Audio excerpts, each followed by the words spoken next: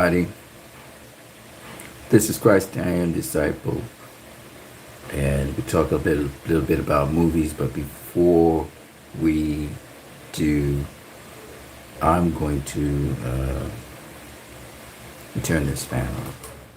Gonna do a piece of scripture for you guys, Mr. Scripture Boy.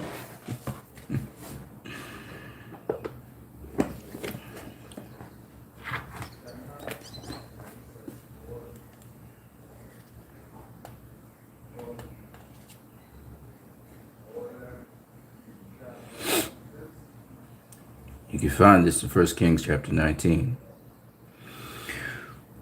When Ahab went back to his palace, he told Jezebel what Elijah had done and that he had slaughtered the prophets of Baal. So Jezebel sent a message to Elijah. May the gods also kill me if by this time tomorrow I have failed to take your life like those whom you have killed. I'm going to stop right there.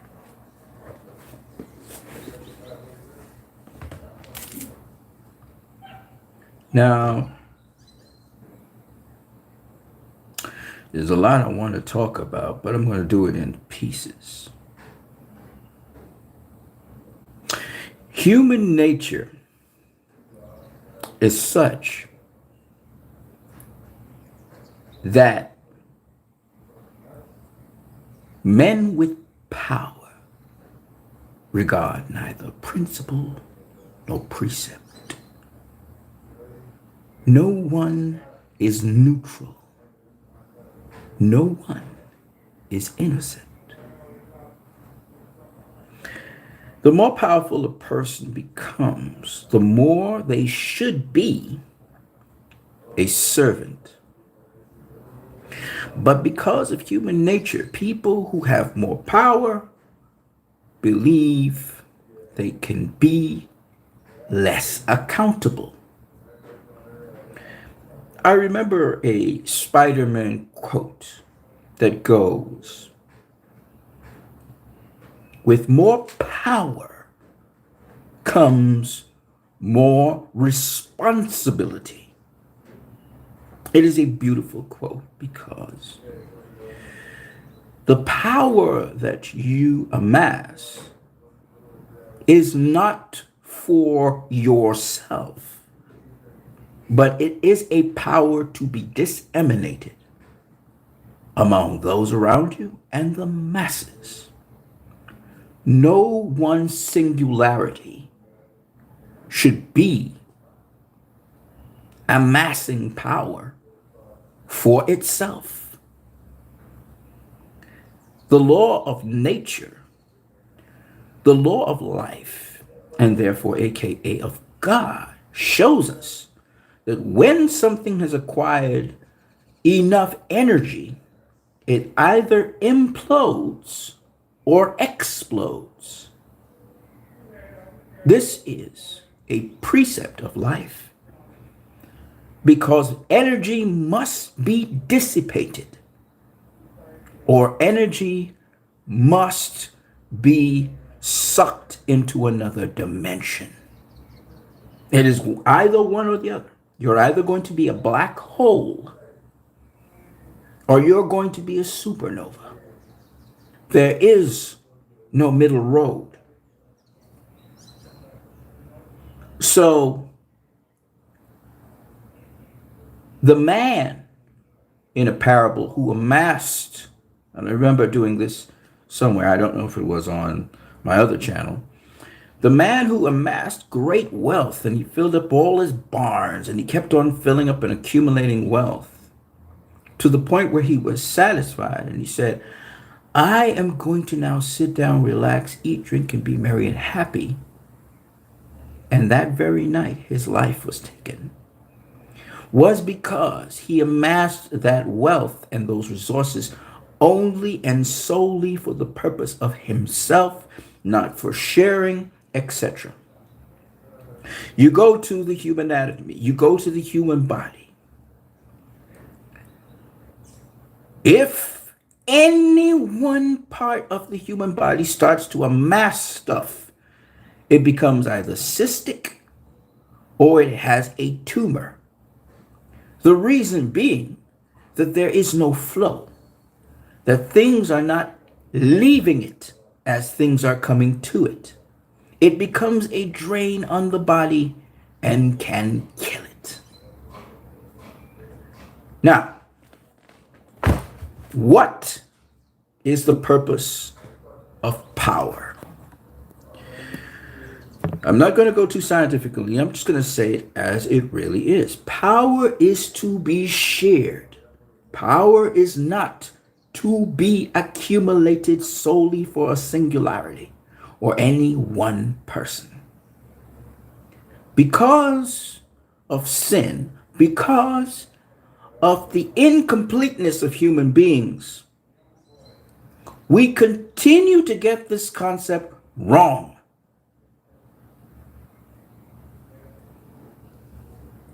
The most powerful being in the universe is a figure of controversy. Historically, we know about Jesus, the man, or Jesus, the Messiah. But again, see that even the concept of Jesus shows us that he did not amass his power for himself.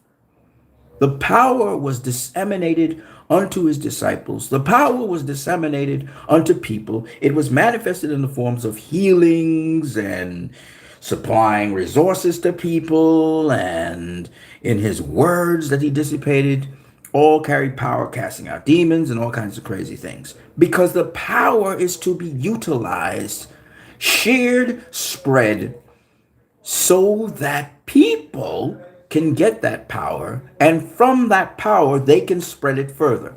It is the principle of multiplicity. No one singularity, no one person can harness that power.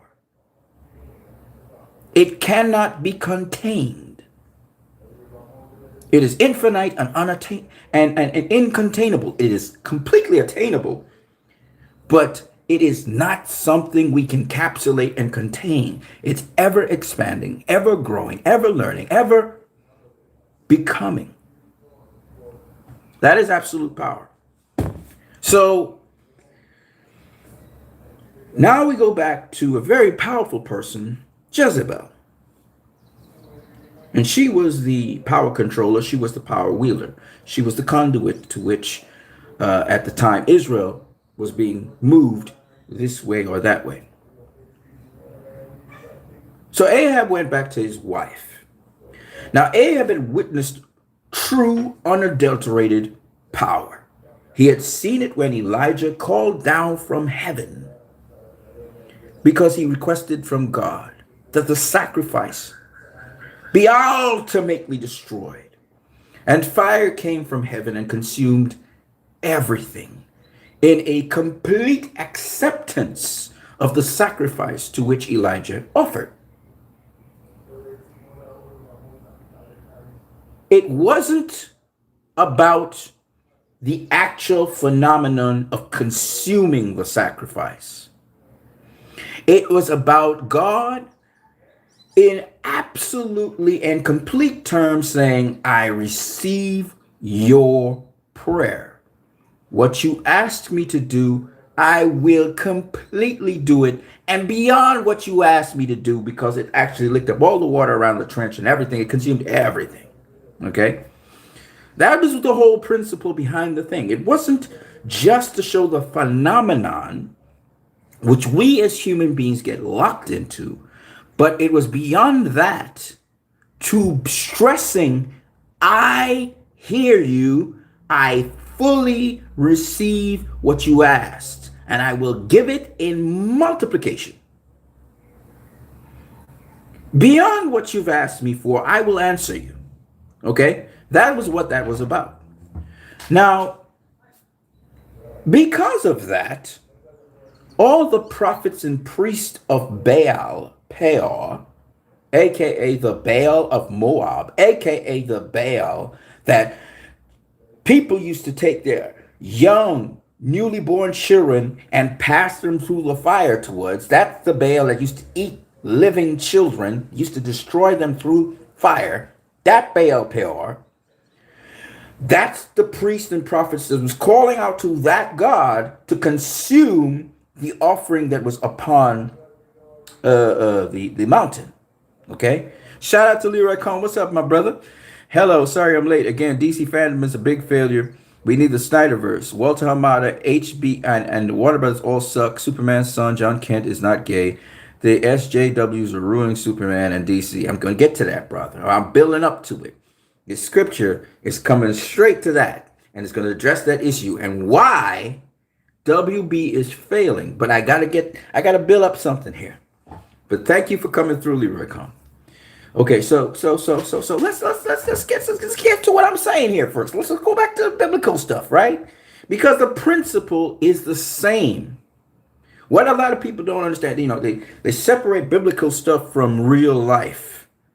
But the people in that biblical thousands and thousands and thousands and thousands of years ago are the same kinds of people with the same kind of nature, with the same kind of behavior as today.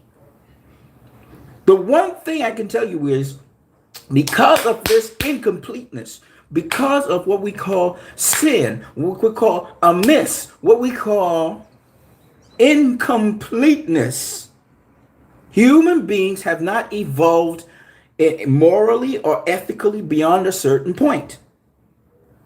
Human nature has been the same for thousands and thousands and thousands and thousands of years. Why? Because we never were complete.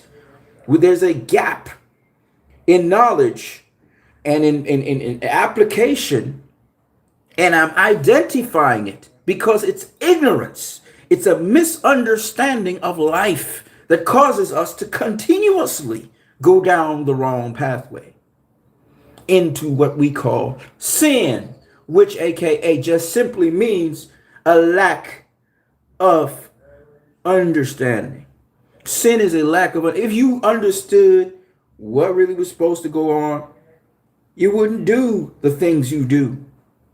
Because not only understanding is not just mentally understanding or cognitively understanding, but being able to do the thing that you understand. Because when you fully understand something, you'll do it, right?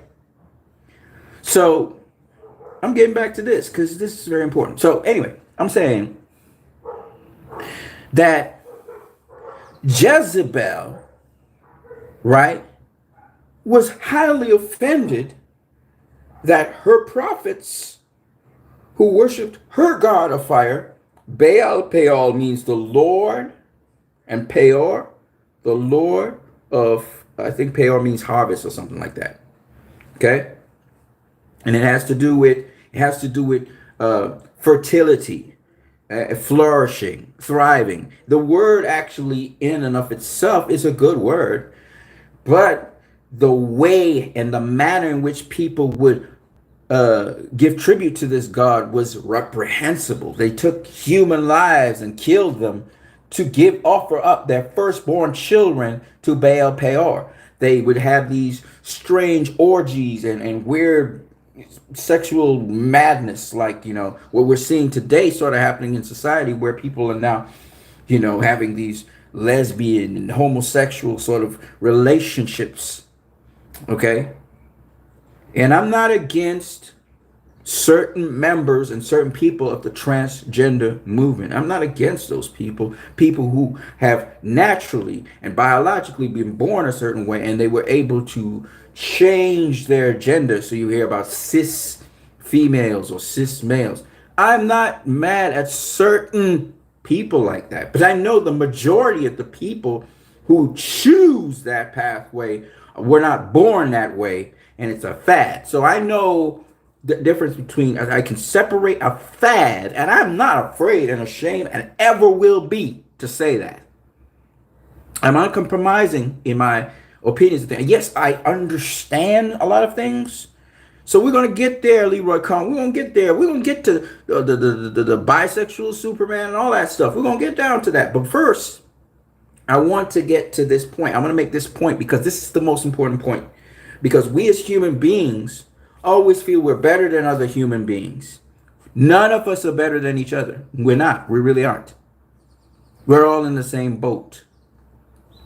And a lot of us feel we are morally and ethically on a higher ground to other of us, yet we fail in other areas to be morally and ethically higher than some of the most reprehensible of us. And it's one of those interesting things. So nobody should stand up and try to be God as to say, oh, you're damned to this or you're damned to that. If you haven't been told by God to say it, in other words, in my personal opinion.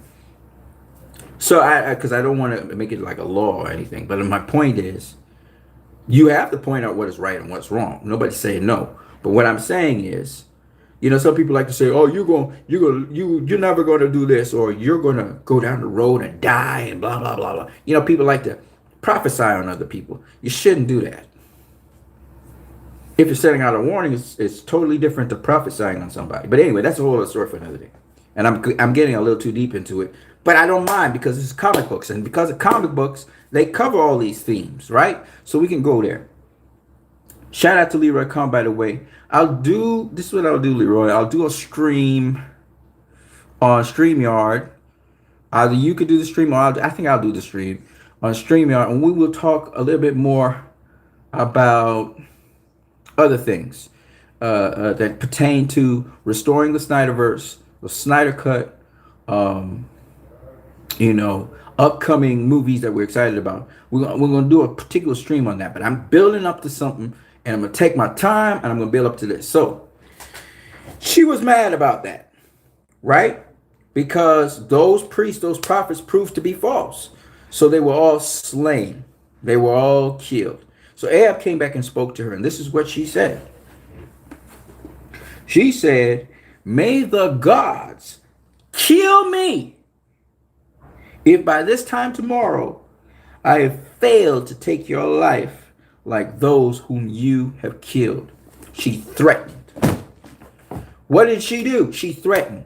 She knew she had a certain degree of power, and she used the power not to share it with others, but to consolidate herself. She was selfish in her power. She couldn't open her eyes to see, wait a minute, these guys were killed. She never asked Ahab why. She never asked him, why did they die? What happened? No, immediately she felt threatened by the fact that her established order had been tampered with by someone she considered insignificant. Now, I'm going to say this to each and every one of us because this is human nature. When we feel threatened by anyone, how do we react? Do we do the same thing that Jezebel just did with the little power that we have? Are we willing to strike back? Are we willing to become vindictive? Are we willing not to hear the full story and know the truth of the matter first before we act, but we're willing to strike back because we feel that we have been attacked and that we should consolidate our power and our power structure is being chipped down? Because that's human nature. She was the ruler of Israel, who was now going to target one man, a prophet. And she said, may the gods kill me, which they eventually did. Because she died, and in a very horrific fashion. Being betrayed by her own people. She was thrown out a window and fell to the ground and died from the fall. Okay? And dogs licked her blood and ate her skin. Yeah. Okay? So it never ends well. I remember there was a psalm. One of the psalms spoke about the wicked. I think it's Psalms 37. And David was all like, he was bent out of shape about it. He was like, man, the wicked, they just seem to get away with everything. They just keep, and they're prospering and they're doing well. And God showed you that, and God showed him the end point. What really happens to them. Because when you approach power in the wrong way, the power destroys you. You're not going to destroy the power. You're never going to destroy the power because it can't be contained. No one singularity can contain the power. It was meant to be shared. It was meant to be spread. Jezebel, if she had listened to her husband tell the entire story, if she did not think that she was centric to consolidating the power, she would have made a better choice. And let's per se, she entertained the notion that this prophet who destroyed all her prophets, God forbid, she entertained that notion that maybe this prophet got a bigger power and maybe I should go see him. Like some women are wise and some women are not. This, if she was a wise woman, she would have gone to see him personally and speak with him. Maybe even then she could have killed him easier, but went to speak with him. No, she declared her power, whatever she had. And it was about consolidating power. It was not about sharing it. When you have the attitude where you're willing to share the power you have, and that's not easy, but if you have that attitude, you'll go places. Because you understand power can never be contained by any one individual. If that was the case, we'd only have one individual on planet Earth. But we don't. All right, so let's get to Warner Brothers. Let's get to restore the Snyderverse. Let's talk about this weekend. Let's talk about Dune. First things first, I'm very anxious and very excited to see Dune. I've heard information has been leaked on Dune. It reminds me of when they leaked information for the Snyder Cut, right? I heard there are threats out there to leak information on the Batman, Matt Reeves, the Batman. Quite frankly, those three movies, the Snyder Cut, Dune, and the Batman, are some of Warner Brothers' better works. Now, I do understand that Hamada and Emmerich are pushing the Batman. I saw Zack Snyder on Twitter. He really enjoyed the trailer. Me personally, I'm not that excited as other people about the Batman trailer. I saw it. I was, yeah, cool. I love the camera work and stuff, but the thing about it is, I still smart over the way how Ben Affleck was treated and us, the fans, were treated about Ben putting out his version of the Batman, which should have been his movie that was coming out. But I say everything happens in its time, and we're still pushing, restore the Snyderverse, make the Batfleck movie. But here's my point. DC fandom was not as successful as last year. It wasn't. The luster in it is gone. The only thing I'm excited for at the end of DC fandom, and I didn't watch it, but I saw the trailers. They put them out sometime yesterday, and I was able to see some of them. The only thing I'm really interested in DC fandom, to be honest with you, is Black Adam. I've said it before. Black Adam had the shortest clip in all of the clips that we saw. All of the trailers or whatever they are, teasers or whatever. And it was the best, in my opinion. Hands down. You talk to the majority of people, I believe my opinion is the same as most DC fans out there. Black Adam rocked. Black Adam was bad. It was dope. I mean, and it was very, very, very, very short. It was probably 30 seconds to a minute. And the point is, why? Why was Black Adam so good? Why was Black Adam? Well, one, I didn't have any psychological burdens going in saying, okay, they didn't put Ray Fisher in this film. They kicked out Ben Affleck from that film. I didn't have any of that going for me.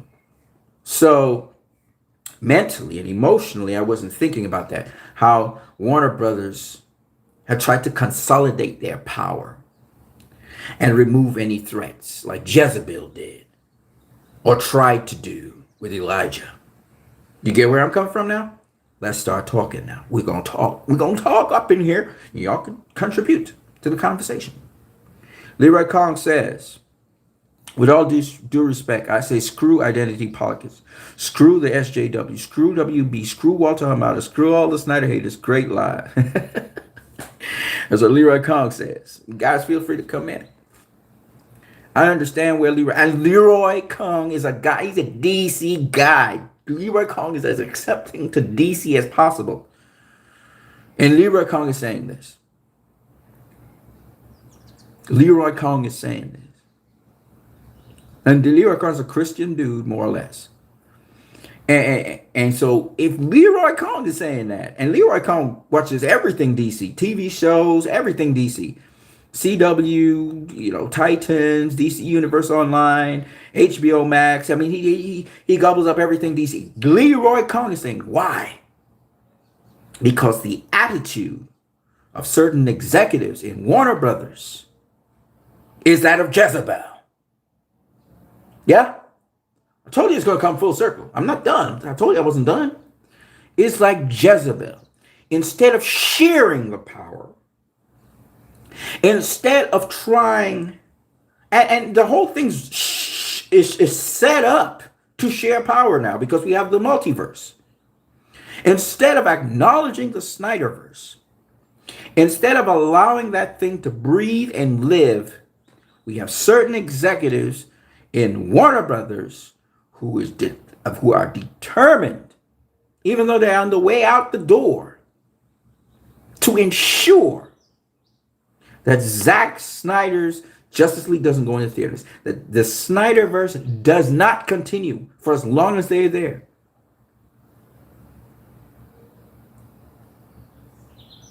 Right?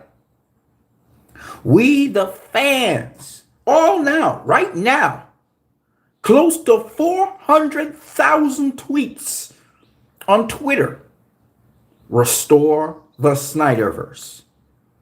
1.5 million tweets last year, this year, a couple months ago, restore the Snyderverse. 600 or 700,000 tweets, release the Snyder Cut. Epic numbers we have never seen before. We're seeing YouTube videos, even though the Snyder Cut fandom has schismed a bit, and there are people who have done wicked things inside the fandom. Still, the fandom exists, and the general population knows about the fandom, and we have printed media now and media online, digital media, talking about Restore the Snyderverse overshadowing DC fandom. And still, certain executives in Warner Brothers have grit their teeth and decided that the fans must not have what they want. When I saw that, and then heard about the Dune leak, I remember what Ray Fisher said. He tweeted it, and he also spoke about it, and he was interviewed about it, and he said the same thing. These executives are not fit to oversee DC films and the DC properties. And he said they're not fit to lead. I remember Ray Fisher saying that. So true. A true leader is a true servant. He is not someone who wields his power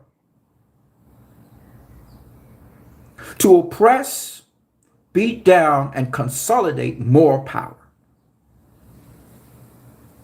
And that is what we're seeing in the U.S. area of Warner Brothers, not internationally. That's not happening internationally. And particularly under the leadership of Toby Emmerich, we're seeing sabotage and we're seeing all kinds of negative things happening. I see hypocrisy when I see people criticize Batman v Superman's Batman for the very same things that Rob Pattinson's Batman is doing today. They are applauding the hypocrisy. All because Zack Snyder was seen as a threat to Jeff Johns, who then poisoned executives of Warner Brothers Pictures. Kevin Tsuchihara with his agenda, Toby Emmerich, Walter Hamada, An Sarnoff, and all the other executives that agree with them, who are anti-Zack Snyder. And they're few in number, and they need to be purged by David Zaslav from WB as soon as possible, because these people are up to no good right now. They are determined to bring down the ship with them if they can't stay.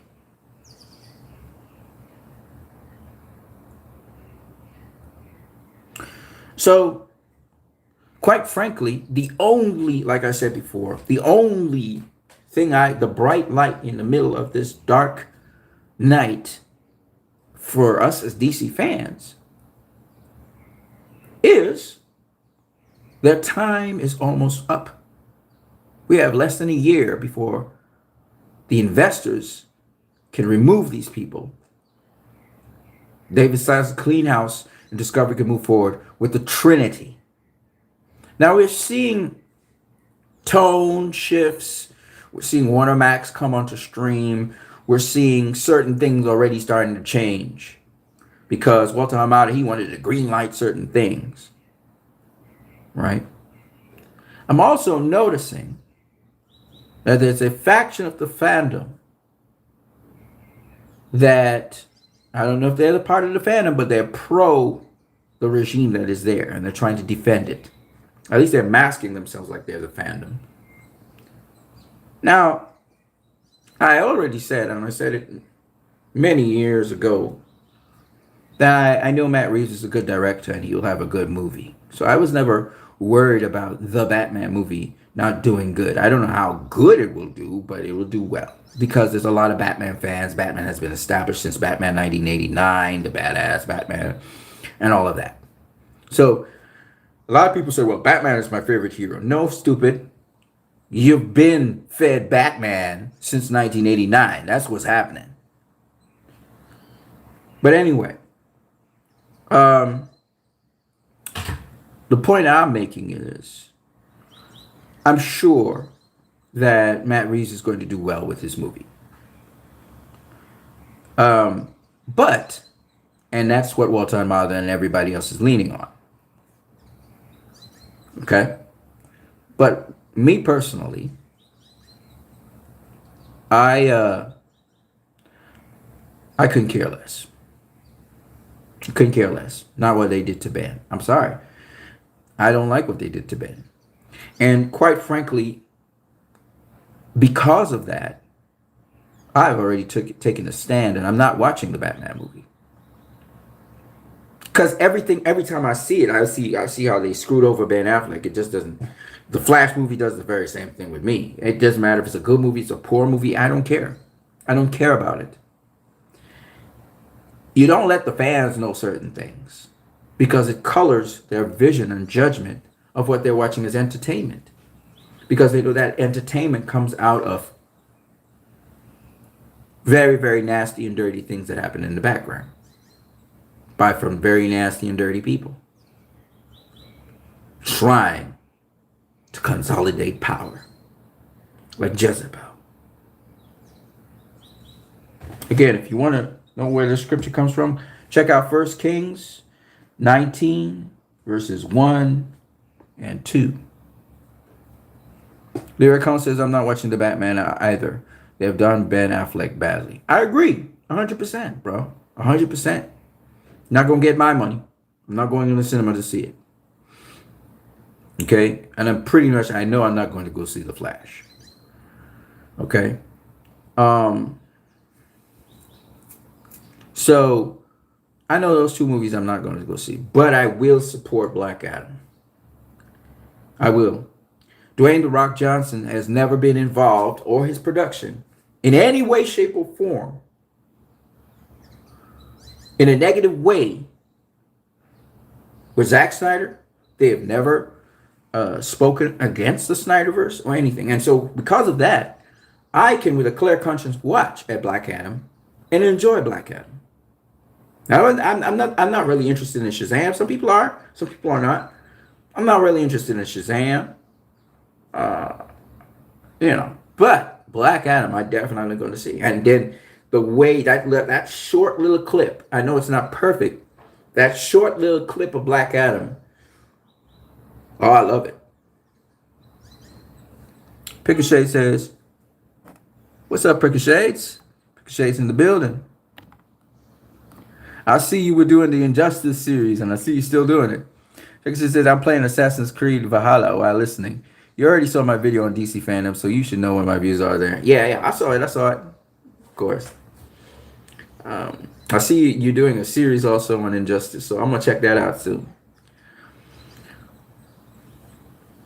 You see, you can't.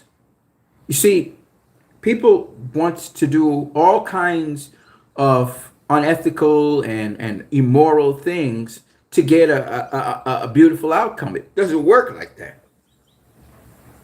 It does not work like that.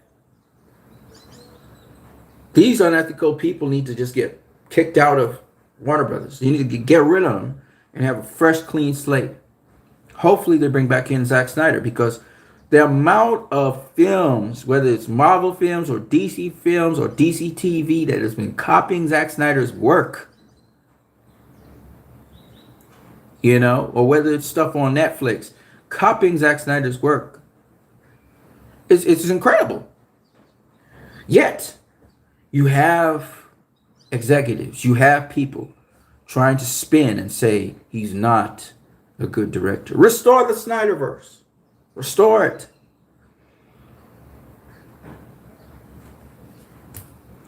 Now, what happens? The Recon says all these clowns at WB should go. And not all of them. Please don't. Don't get rid of all the executives. But like you said, all of those executives that went under the train of thought of what Jeff Johns was trying to do, what Walter Amada is doing, what Toby Emmerich is doing, it's not working. It is not working. You're not stimulating and driving your base. The DC fans that would come to see your DC products are not interested anymore. And there were DC fans that would eat out of your hand. They would watch just about anything. And they're getting turned off. And they're driving the brand of DC and even Warner Brothers Studios down the toilet. That's what they're doing. Let's be real here. And so, in order for DC to be picked back up, you have to restore the Snyderverse. You have to. You have to. And it's so funny that I remember in the early settings they were talking about, can the DCU be saved? Would Jeff Johns save the DCU? Would so-so-so save the D? Well, at that point in time, they actually had box office. The DCEU actually made bank. They actually had bank. Okay, so the critical ratings weren't that great, but they were doing box office. And you were actually having quality films. Now I hear people talking about this is phase one of the DC. Phase one, it sucked. It didn't make any bank in the box office. Not an inch. But you want to talk about phase two? Okay. But just make sure Walter Hamada, Toby Emmerich, and Sarnoff, and all the other executives that think like them, make sure they're gone. Get rid of them. All the anti-Snyder people, get rid of them. Because here's the thing. They're anti-Snyder, yet they're trying to copy Snyder. You hate the guy, but you try to do what he does.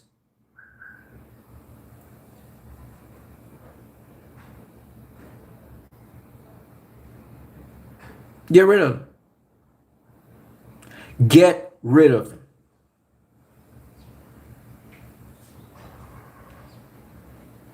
They got to go. They don't know what it is to share power and what power is for. Zack Snyder needs to come back and finish off his trilogy. Zack Snyder's Justice League should be playing in cinemas right now. There's nothing playing in cinemas. The Suicide Squad flopped. This right here, this little space, this little gap, should have been Zack Snyder's Justice League right now playing. Towards the end of the year and into the beginning of the next. In all cinemas, globally. COVID or no COVID, let's see how the numbers do. And you guys should be pushing for that. And you should be pushing for Ray Fisher to get his Cyborg movie, because obviously the Flash is done filming. He's not going to be in the Flash. And I'm glad he's not.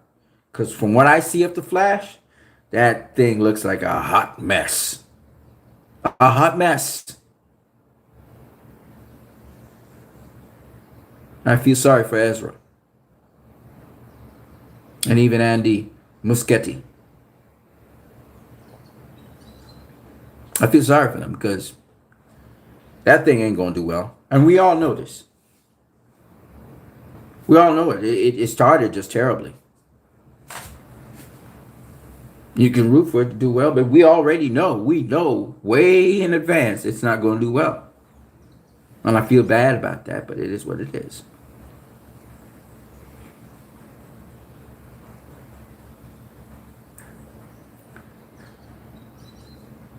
When the dust clears, I believe that Matt Reeves' Batman is going to do reasonably well. It's going to do reasonably well. But not enough to save Warner Brothers of how much losses they made and how much it cost investors. That's going to do well.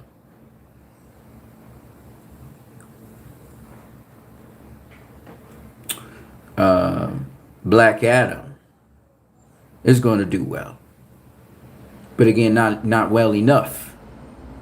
You know, not well enough to get goodwill completely sealed with the fans. The only thing that's going to turn the tables is the Snyderverse. Now, a lot of people say, well, you Snyder cultists, because that's what they call us now. You Snyder cultists, they so bitter. You Snyder cultists, y'all just want to replace Walter Hamada's verse with the Snyderverse. That's the thing. We're not trying to replace what Walter Hamada has in place. In fact, we are trying to add to what he has. So what he has is better than what it appears to be. By working hand in hand with the people who are in the Hamadaverse. But they don't want that to happen. They talk about this multiverse. And then they isolate the Snyderverse and they say that can't happen. You understand? So where Zack Snyder wants to work with everyone. Look, Zack Snyder came out and he's congratulating Matt Reeves. He's like, man, that was an awesome trailer. He's happy for other directors. Zack Snyder is not somebody scheming in the background to see how he could sabotage a director and what they're doing so that they have unlisted trailers of their stuff, that their digital copies are not even going out to the rest of the world so people can buy digital copies, just holding it ransom at HBO Max, and then you think somehow, some way people are going to buy your product at HBO Max. I'm not buying HBO Max. I'm not buying it. I'll buy Netflix over HBO Max. I'll subscribe to Netflix over HBO Max. I'm not going to subscribe to it. You got to restore the Snyderverse, and you got to give good faith and goodwill because you sabotage every chance you got the Snyder Cut. Every chance you got. Now we hear international people saying it's a global phenomenon. Now we see it featuring on DC and all these other places as a central focus. Why? Because David Zaslav said we're focused on the Trinity. David Zaslav stopped Walter Hamada and Toby Emmerich from making any more movie projects. And he said, "Oh, screech everything up. Damage control." Because David Zaslav, the turnover is happening as we speak. It's not something that when October of next year comes, he's just going to take over. No. There's transitioning out right now. And people are transitioning in as we speak. Okay? But it couldn't happen any faster. Them guys somebody needs to be so fired for that leak. So fired for the leak of Dune. And they're talking about they want to leak the Batman film. If that ever happens, man, everybody heads should roll in Warner Brothers. Roll them.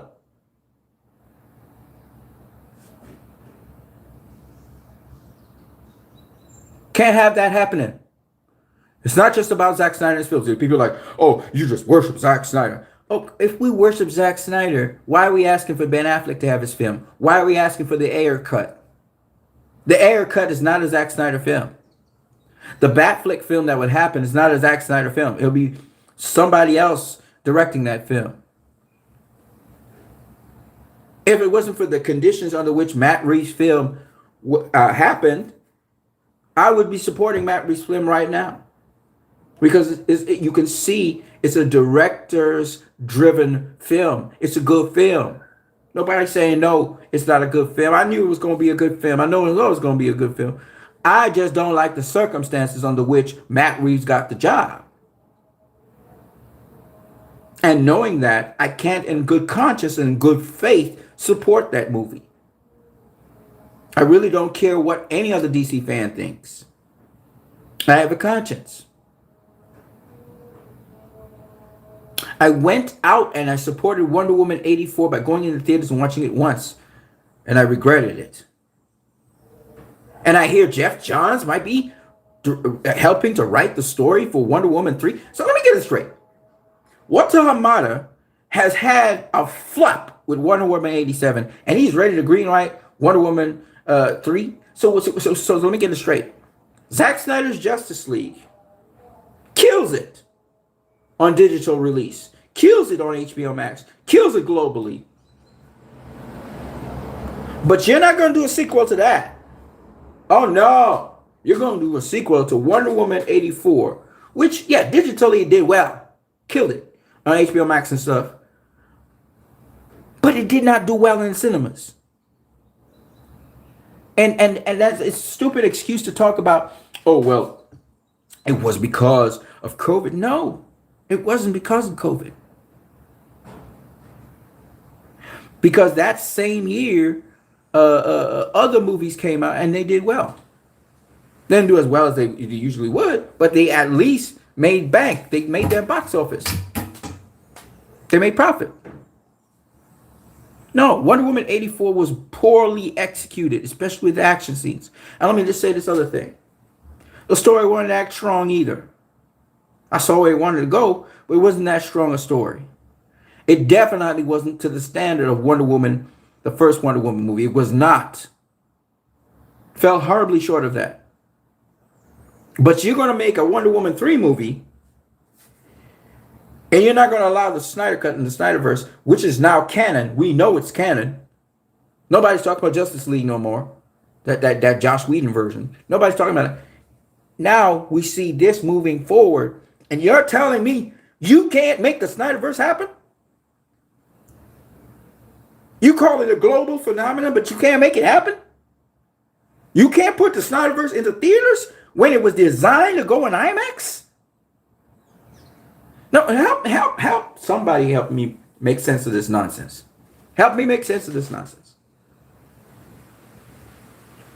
Help me make sense of that nonsense.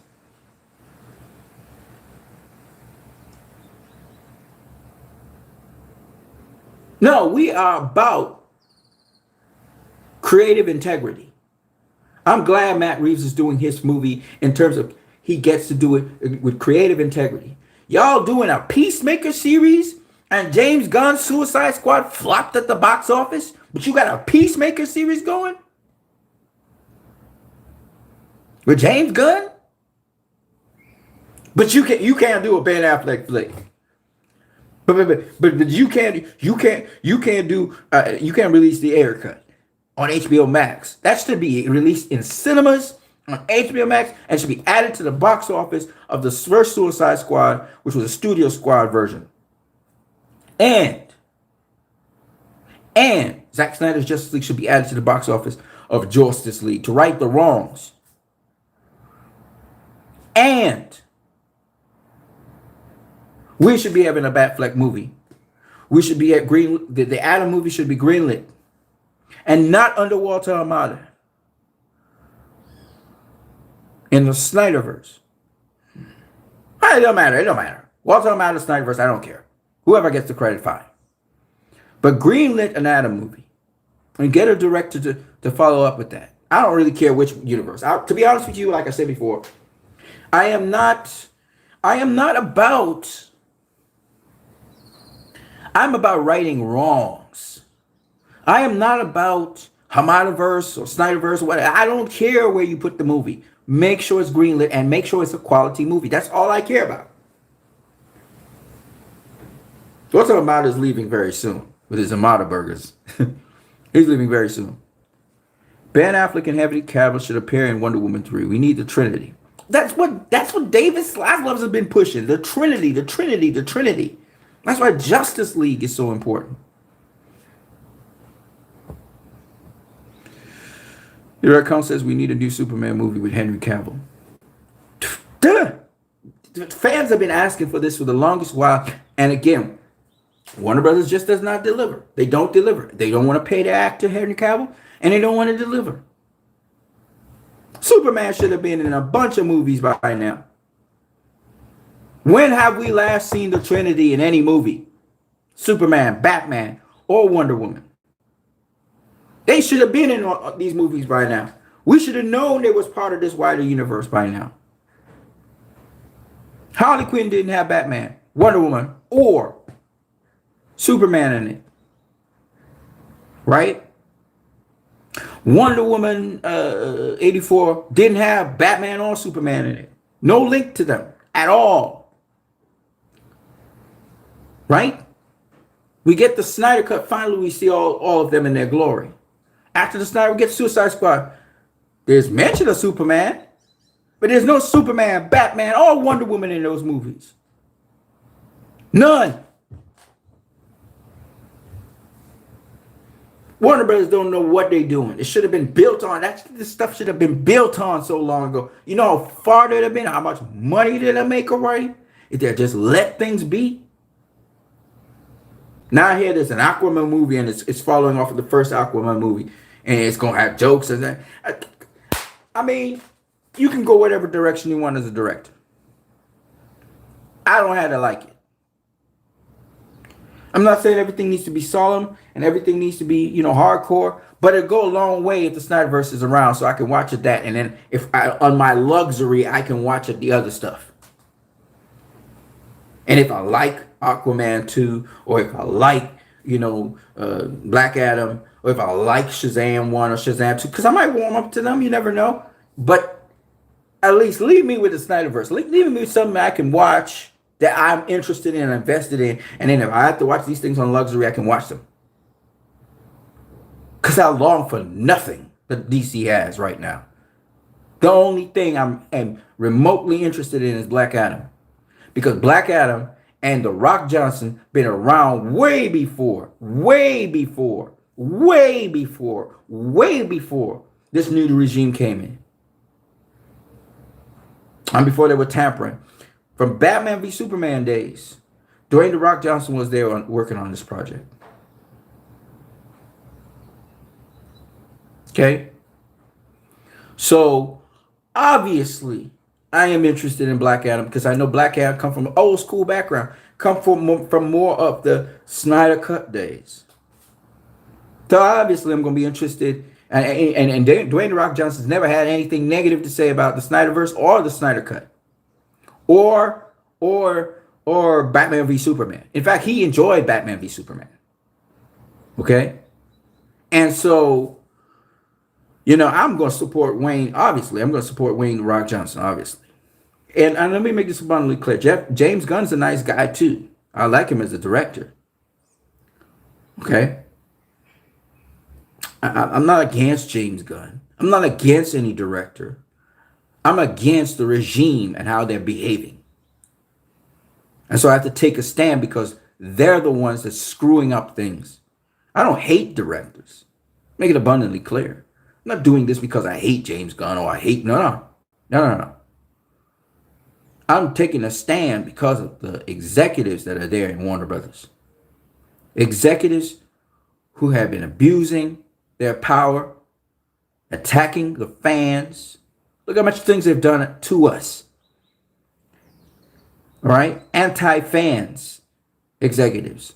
What are you doing in entertainment? What are you doing in DC and managing DC properties if you're not even interested in what the consumers are saying about your product? So DC fandom went from 2.5 million eyes being on it to 75,000 eyes being on it. Why? Because you had nothing to bring people's interest and attraction. And that is indicative of what's happening with your movies. Your movies are flopping left, right, and center because people are not interested in your stuff. And it's not just Snyder fans. So the regime needs to change. And it's only going to get worse because there's no goodwill between the executives who have waged war against the fans stupidly and feel the fans are just going to jump along and use your product. We're not stupid. We're not stupid. And even the ones of us who used to bend backwards to entertain all things DC, they're turning on that. You're upsetting even them because you want to consolidate your power. 1 Kings 19. Jezebel. You have a Jezebel spirit. Now we need that thing flushed out of Warner Brothers and DC. We need it out of there. Get rid of that nastiness. Get it out of the DC and Warner Brothers. Clean slate.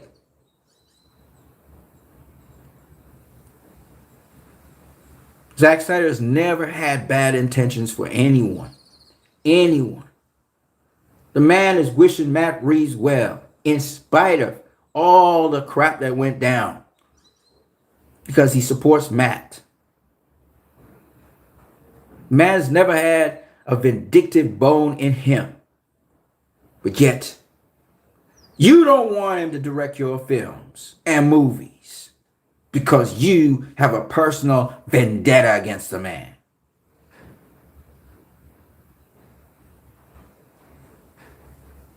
And you've encouraged certain fans and certain WB workers to be against him as well. You know, I say it as it is. Leroy Collins says Zack Snyder's a nice man. He's a nice dude. We climb around, we talk about Lord and Savior Zack Snyder, and we say all kinds of stupid things, and they call us cultists for that. I'm not saying I say it, but I'm just saying I don't worship the man. The man's a man just like me. He's just applying himself to something that he does very well. We all are human beings. Nobody's better than nobody, but we have things to offer to the world, and he had that to offer to the world. And look at the man's filmography, man. Look at the man's filmography. Don't tell me he's not a good director. Everything's pointing to that. Just because critics say X, Y, and Z. Critics said certain films was bad, and they turn out to be classics. Vertigo. Vertigo. Great classic. Critics thought it was crap. Critics are not the be all and end all of nothing. It's the fans. It's the people that pay to go see the movies. Critics don't pay to go see movies. So they're going to say any old thing they want. If they had to pay, though, they'd be more selective about which movies they go watch and criticize. I'm sure. You pay to go see movies. You determine what movies you want to go see. And you take your hard-earned money and you go and you pay to see them. In a COVID environment. In a cinema. With popcorn and stuff you buy. You do that.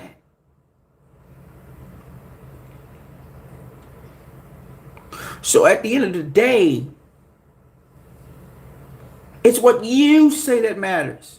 And that's what Warner Brothers and Warner Media and all those other Warner executives don't get. They think they have power over you. No, the power was given to them by you. They have a responsibility to you. They are servants to provide you with entertainment if they do their job, and they're not doing their jobs right. Certain ones of them. They've gotten personal, vindictive, and attacking. People talk about toxic fans. Toxic fans? Toxic fans? Fans can never be toxic. You know why? Because fans pay for stuff. Shout out to Lord Kojay. We've paid for stuff. We're not toxic. You want our money. We're not toxic. So when you say toxic fans, we look at you like, what are you talking about? Fans can have any opinion they want to if they're paying for your stuff.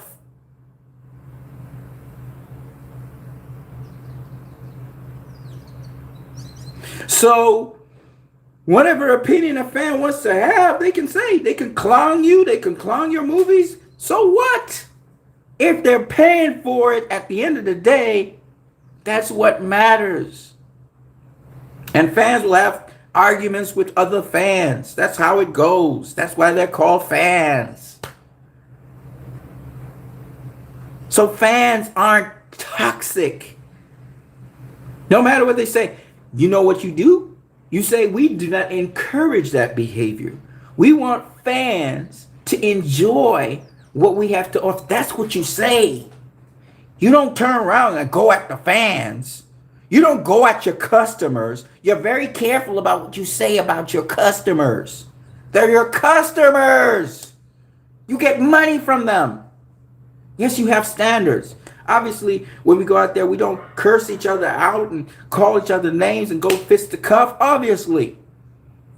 But there are ways to say things to people that they get the message that they're going a little bit overboard here.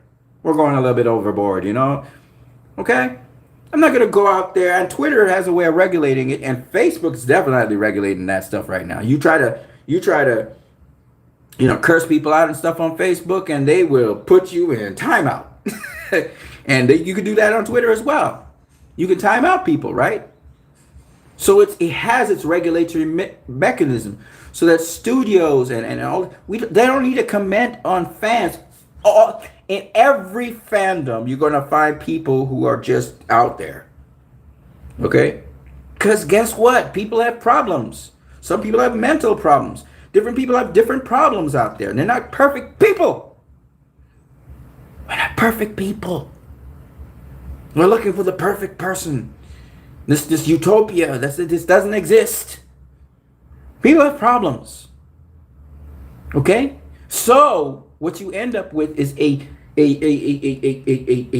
large array of people who will meet. And some of them will be on the percentile and a percentile bracket, a low percentile bracket, where they're going to behave very antisocial. Let's use that word. Let's be politically correct today. right?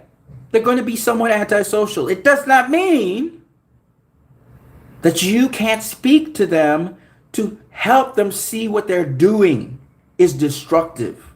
Because there are some very destructive people out there, right? But I've seen the media being more destructive on many occasions to people.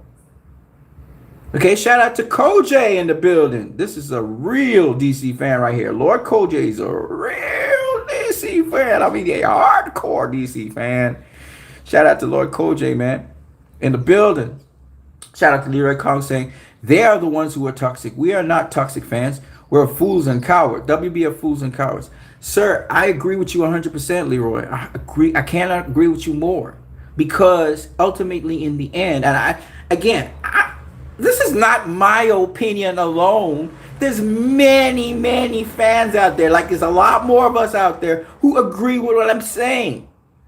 It's not me coming on here and talking my opinion and only my opinion. No, this is a tremendous opinion of a lot of fans out there now. Okay? Why are you calling us toxic? Why are you writing all these these destructive pieces against us? What did we do to you so much that you're not even thinking about money anymore? It's a personal vendetta. We are attacking us. You're punking us. You know we like Snyder Cut. You know we like Snyder stuff. And you punk us. You personally doing that to us. What did we do to you to make that happen?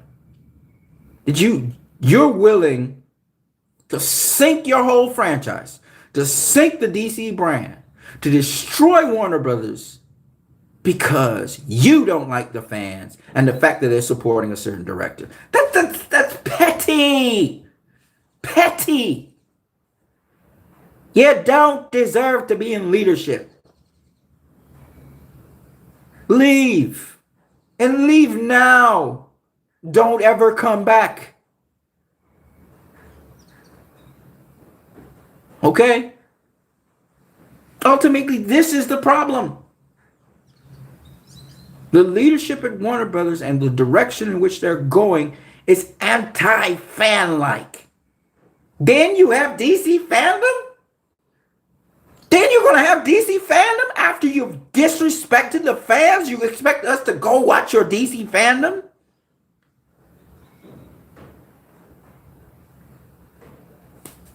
Like I said, you can either share power or you can consolidate it to yourself. And because we have selfish executives in DC, not in DC, in Warner Brothers, who are only interested in their careers and in surviving to feed off the system, we got what we got. And some of you deserve what you got because some of you was defending that. Right? I'm just talking straight. I'm only talking as a fan. And I'm talking straight here. I'm not trying to sugarcoat nothing. I don't care if people want to go at me with that. I don't really care. Because ultimately, in the end, I got to say it for what it is. Okay? Everything's set up for you to share power. Everything. But you're so afraid that Zack Snyder will outshine anything you have that you tried to cut him out of it. You have the multiverse. It's set up so you can work with the CW, movies. You could work with whatever's going on at HBO Max. You got the DC universe. You would have the Snyderverse. You had the Hamadaverse. We would have the Snyderverse, and you have that kind of sort of independent films outside of the Hamadaverse, Snyderverse, and all of them, right? Like, for example, Matt Reeves' version. It's set up so nicely for you to just slide the Snyderverse in there. Everybody's happy, and we move merrily along. Couldn't do it because of a petty vendetta. Couldn't do it. It's all there. Jim Lee's like, it's there. It's all there. Let's do it. But you couldn't do it, could you? Because you're so petty. It was right there. It's still there. It's as we speak, it's still there to be happening. But can't do it. The executives couldn't do it. They couldn't rise above. And even now, as I'm speaking, these executives can still do the right thing, but they'll never do it. They'll never do it. And like Jezebel, the gods will kill them. Let's talk a little bit about Dune. I am very excited to see that movie. It is a quality movie. You can tell from the beginning to the end. I can't wait to see Dune and what Denis Villeneuve has done. It's one of those movies I'm very excited for. I know a lot of people are very excited for The Matrix also. That's also coming on stream. I saw The Matrix as well. It's interesting, but it doesn't quite. How do I explain this to some people? It's interesting. I don't know. The trailer so far have not really captured me in a big way. It is interesting though. It leaves me a little bit, but it doesn't stay in my mind very long. Let me say this about Zack Snyder, because I just gotta say it. Zack Snyder will put out a 10-second clip. Right? You would go from not excited about nothing to extremely excited about what's happening within those 10 seconds, okay? That's just the way it goes. For me. I can't speak for anybody else. The hype is real with Zack's stuff. All right? Army of Thieves comes out. I believe it's come out already. It comes out October the 16th or something like that. Army of Thieves comes out on Netflix. Now, I don't have Netflix, so I can't see it right now. But when I get Netflix again, I'm going to watch Army of Thieves. Okay? Netflix is dope. Dope. There's certain series I want to still go back and see, like The Witcher. I got to see the rest of that. And the point anyway is this. It's not that because Black Adam, I said it. I just let everybody know Black Adam looks lit. Okay. Black Adam was how many seconds? That clip was like what, 30 seconds maybe? Right? And it wasn't really much of anything. But you could see Black Adam's like Superman. He has the powers of Superman. You could see his strength. Like you know what Black Adam reminded me of a little bit? I know people were talking about the Indiana feel and stuff like that. Remind me of Brightburn. The music.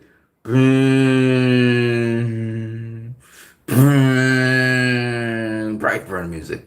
I was like, yeah. I really enjoyed it. Now, having said that,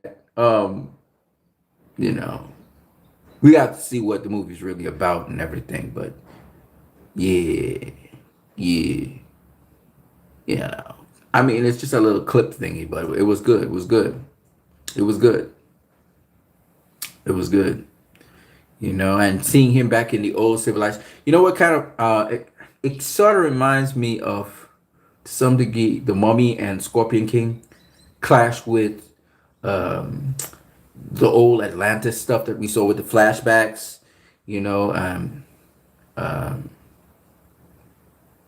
I think The Rock's gonna crush that. He really gonna crush Black Adam. A lot of people think, like I was watching that, I think it was some reaction video, and some guy was saying, we don't know if The Rock gonna just be The Rock in Black Adam. He gonna be The Rock. Rock gonna be The Rock. That's what Rock is. But Black Adam, The Rock gonna be like, he not gonna be Dwayne The Rock Johnson. Dwayne The Rock Johnson gonna be like because he's old enough now to be this sorcerer, right? So I think that I think it's gonna be really good. It's gonna be really good, especially the story. It's gonna be really good. So I'm excited for Black Adam. I'm not gonna lie, I am. But I like Dune. Dune right now is the movie I want to go see. So as soon as it comes out in the cinema here, I'm gonna put on a mask and stuff and find out if I can go in and watch Dune. Once I get my monies together enough, I'm gonna definitely go watch Dune. How many of you guys gonna go out and watch Dune out there? Leave it in the comment section below or in the chat section. I spent about an hour and 15 minutes talking to you guys. I spent this long because only because you know I wanted to articulate the difference between trying to consolidate or gather power to oneself and sharing of that power that you have and serving other people, which is what people in management were put there to do. You're put there to be a servant. The highest leader of an establishment is the greatest servant, and should really be looking to serve both the fans as well as the people he works with, facilitating both. So that's all I got for now when it comes to Doom, Restore the Snyderverse. And I didn't really say much about DC fandom because I don't think there's much to say about DC fandom. To be honest with you, I didn't spend much time yesterday on that. I was mostly tweeting Restore the Snyderverse, Restore the Snyderverse. If it hasn't by now reached 400,000K, it should be very close to it, which is again another epic, tremendous trending.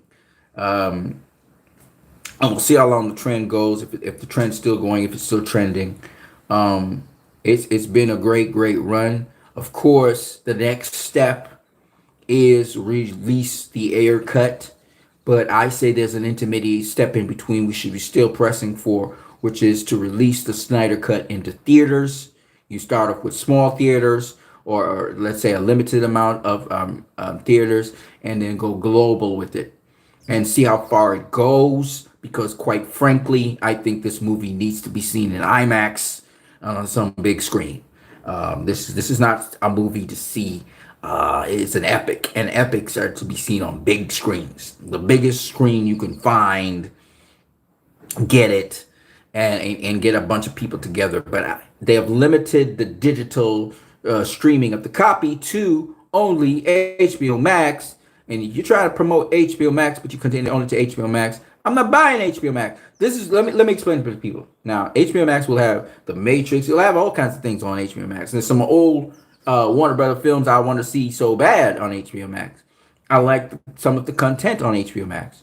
Let's just make this abundantly clear. When you try to hold a film to a hostage, when you're not allowing that thing to make its optimum potential of income, when you're using HBO Max as a cover to keep it and keep your numbers hidden, I want to hear you. I don't want to hear you. I don't want to hear you. Okay? So ultimately, at the end of the day, I'm not going to subscribe to HBO Max to see the Snyder Cut. I'm not going to do it. Not going to do it.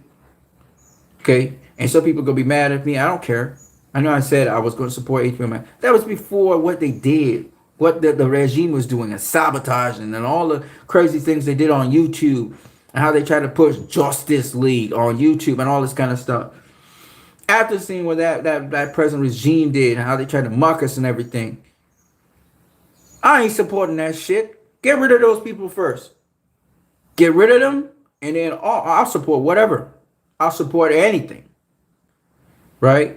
But right now, there's just bad blood between the fans and certain executives in Warner Brothers. And Warner Brothers is not going to change its tone. It's not going to change the way it operates until those people are gone. So if I got to wait till October of 2022, I'm going to wait.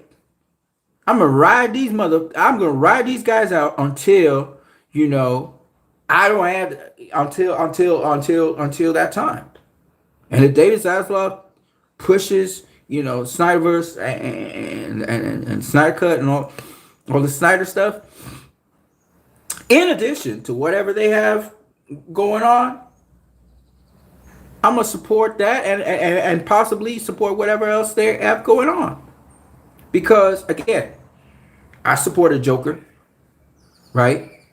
And I will support Black Adam. I'm saying it again. I will throw all my support unless Dwayne The Rock Johnson do something stupid in between and say something bad about the Snyderverse. I will be supporting Black Adam. Okay? That for sure. I'm no doubt in my mind. I will be supporting Black Adam. Um, but that's it. I'm not supporting anything else. I don't see the need to anyway.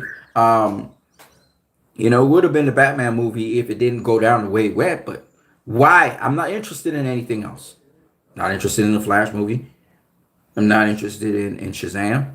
I'm not interested in Wonder Woman 3. I'm not interested in Aquaman 2. The Batman, I would have been interested if it wasn't just for my. I can't watch anything that has to do with Matt Reeves' Batman without thinking of Ben Affleck. So it messes up my mind. I'm being honest with people. I'm being honest with you guys. I can't watch that movie straight. I can't watch The Flash straight. I can't watch. Well, The Flash is a mess anyway. But I can't watch anything that has to do with Matt Reeves' Batman without feeling, man, this Ben Affleck. I wanted to see Ben versus Deathstroke. I wanted to see what this story was about. How Deathstroke was going to hunt him down right after Lex Luthor pointed out that he was Bruce Wayne, so Deathstroke could research this and just tear him down for reasons. That kind of thing. Now, I know Matt Reeves, the Batman's kind of, the Riddler's kind of like trying to tear down Batman as well. It's a psychological thriller. And the thing about it is they borrow some ideas from what Ben was going to do, which was a psychological thriller as well, and a very dark film and so on. So I can see that Matt Reeves probably saw Ben's script or whatever and is building a sort of template off of that with more recognizable players. Remember, we've seen Catwoman. We've seen the Penguin. We've had the Riddler. These are players we've already had, and it's just, again, they're just playing around with the players and flipping them around. But Ben was going to bring something totally different. He was going to have Batgirl up in there. He was going to have Deathstroke up in there. Who else? We don't know, right? And it would have just been so cool because it would have been a lot of firsts for Batman. What we get is kind of like a recycling. Remember, Batman Returns had the Penguin and we had Catwoman, right? So they took the Penguin and Catwoman, and then they took the Riddler from Batman Forever, right? The only person they don't have is Harvey Dent, and they probably will have Harvey Dent in that thing too. So they just took the usual suspects, the usual players, and put them together. Suicide Squad had Batman in it. That's not the Suicide Squad, not the one that just came out there recently, but the one from 2016. That Suicide Squad actually had new players in it. We saw Killer Croc. We saw Batman in it. We saw Harley, and we even saw Joker in it. So I'm just saying that we've seen new players again from the Snyderverse. The Snyderverse was so special in that it showed us new players. Now, not to say that the Suicide Squad didn't have Starro and whatever else they had in it, but I'm just saying that what we got with the Snyderverse, to me, has been so much more, to me, better than what we have gotten so far with the movie. So, and I haven't really seen the Suicide Squad, so I can't really talk. I saw little bits and pieces of it, casually as I was going on YouTube. I was seeing little snippets of it and stuff. It did not appeal to me in any way, shape, or form, but it is what it is. It's what it is. What I mean that is that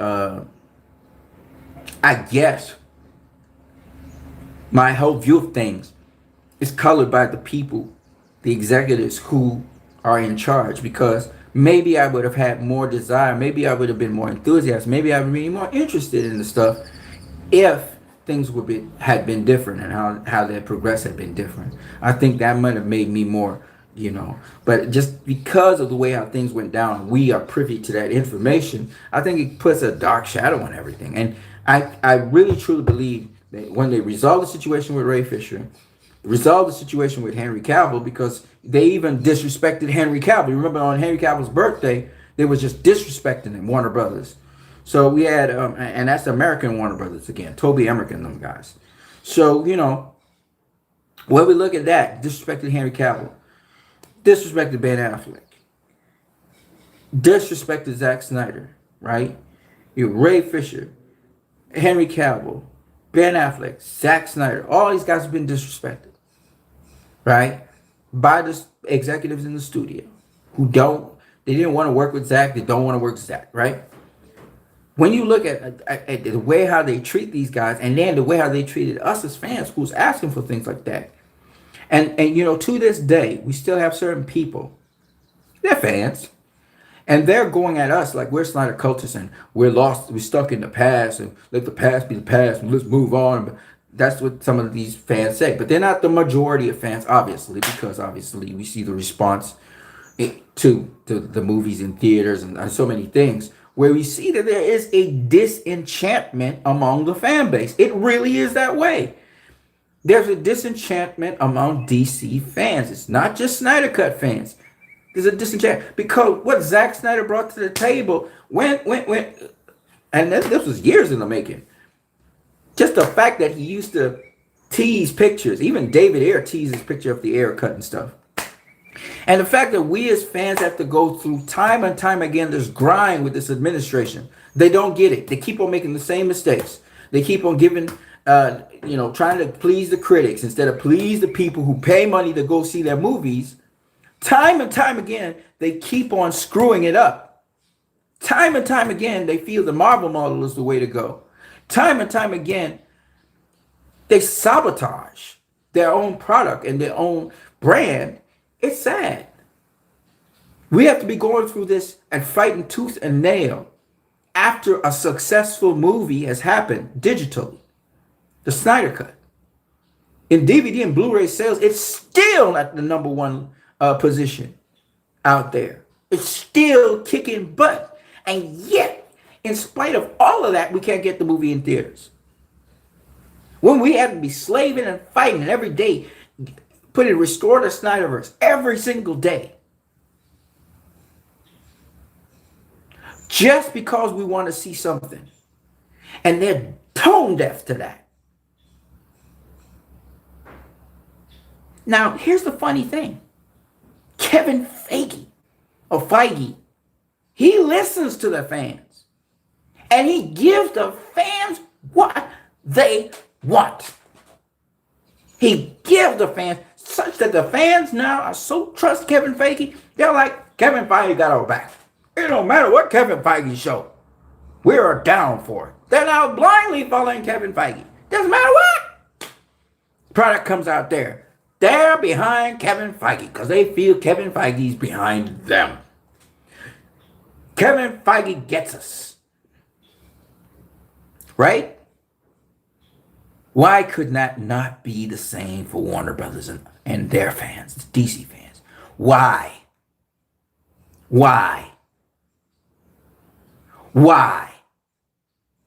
It's the one thing I can't fault Marvel fans for. Marvel fans, y'all got a guy who understands you. You got a guy who's willing to give you what you want. On our end, DC, we don't have a guy like that. Jeff Johns felt he was the guy. He turned out he was not. And the guy that can actually do that for DC fans, Zack Snyder, they don't want him. Ain't that something? So here we are. Here we are. Disillusioned, disenchanted, not excited about nothing.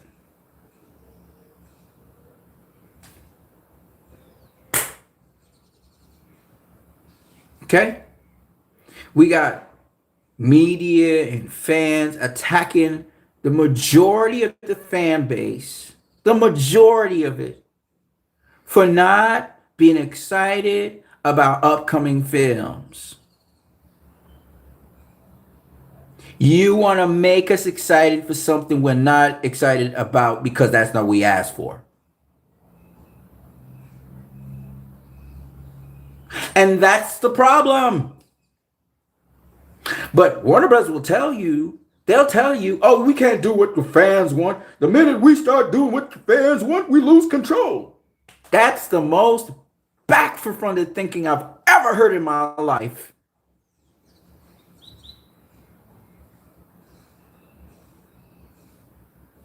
It's your fans that take their hard-earned money to come to support what you bring.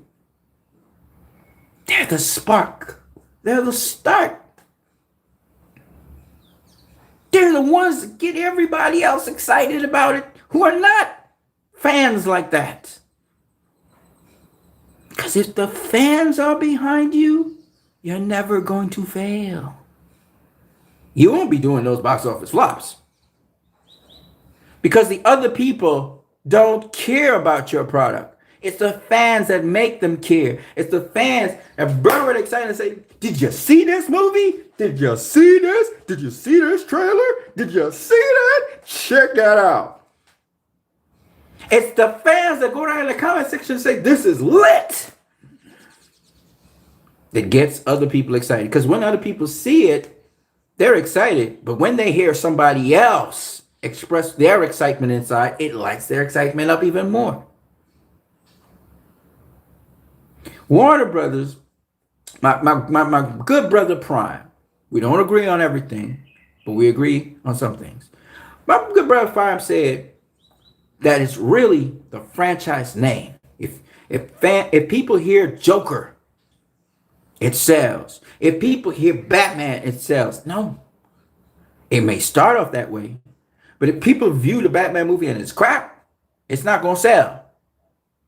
If people watch a Joker movie and it's crap, it ain't going to sell.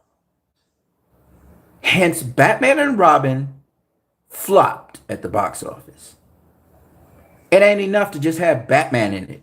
I remember this so vividly. Michael Keaton was Batman.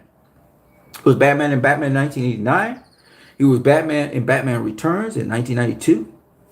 And then they got rid of Tim Burton and they got rid of Michael Keaton. Okay? And then Val Kilmer went in as Batman, which I didn't particularly, up to now, to this day, I don't really find Val Kilmer was all that great a Batman, but there are fans of him. And it did well in the cinemas. Schumacher's film did well in the cinemas. And then they said, WB said, anybody could be Batman. So then they took George Clooney and they used the same Robin back, and they had Alicia Silverman, I think was her name, or Silverstone, whatever her name is. So we had Robin, we had Batgirl, and we had Batman. And they did Batman and Robin, and they bombed. Because guess what? It ain't just anybody can wear the cape. And it ain't just, oh, it's a brand name. And because of the brand name, people gonna buy it. It don't work like that, Warner Brothers. The product has to be good.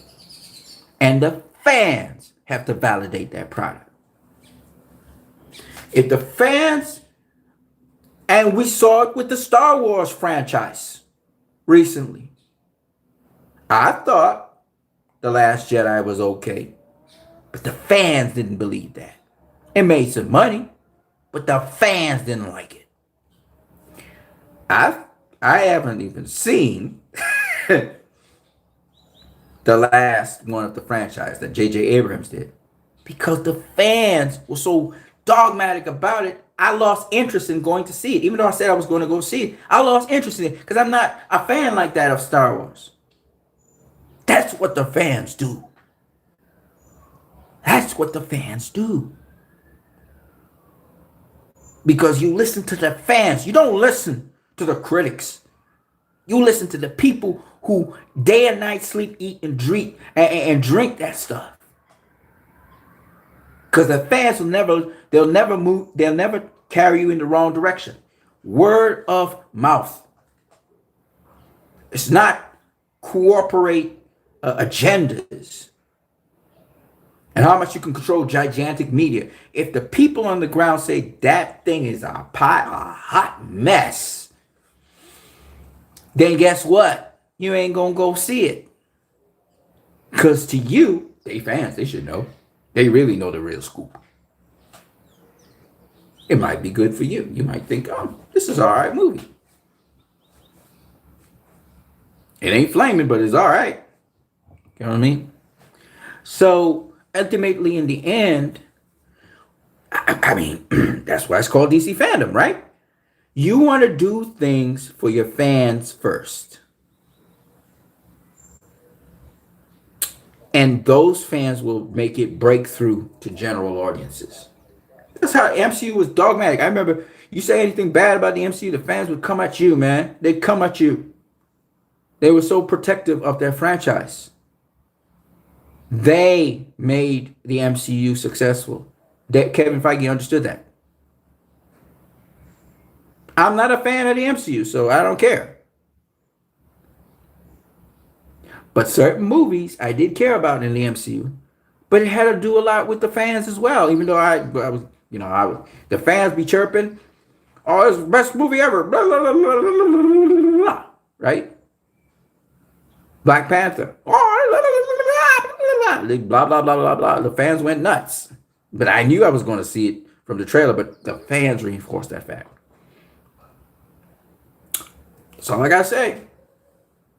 So, I mean, it's not rocket science, man. You really want your franchises to be successful. You want your brands to be successful. You got to make the fans happy, man. You got to make the fan, and you got to know who the majority of your fans are, because there is a mixture of different DC. There are different kinds of DC fans out there, but when you're going to make a movie, you have to know what are the DC fans that go watch your movies, what are the DC fans that will watch your TV shows, what are the DC fans that will participate in your streaming service. You need to know who actually is invested in what you're doing, so you can play to them. Anyways, man, that's all I got for now. I hope you guys have a good day. Do remember, don't be like Jezebel, man. Don't try to consolidate your power to yourself. That will kill you. And the power will still be there for somebody else. So share it. I'm going to catch you guys later. I'm Christ, I am disciple. Peace out.